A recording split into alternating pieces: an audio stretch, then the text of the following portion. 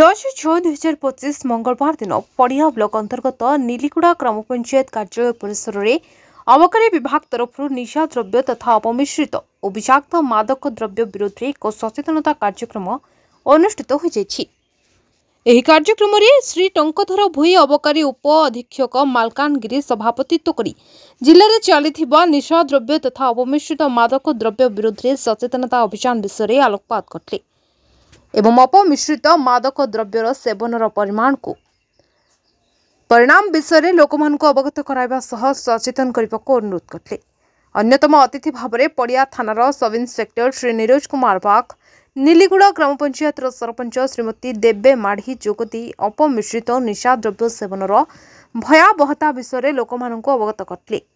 अपमिश्रित मादक द्रव्य ठारू दूरे रहिबाकू परामर्श देते।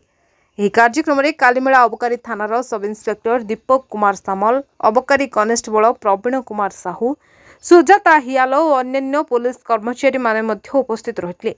ପରିଶେଷରେ ମା ପଦ୍ମିନୀ ଲୋକ ସଚେତନ ଅନୁଷ୍ଠାନ ପଦ୍ମଗିରି ତରଫରୁ ଲୋକମାନଙ୍କୁ ସଚେତନତାର ବାର୍ତ୍ତା ଦେବା ପାଇଁ ଏକ ପଥପ୍ରାନ୍ତ ନାଟକ ପରିବେଷଣ କରାଯାଇଥିଲା।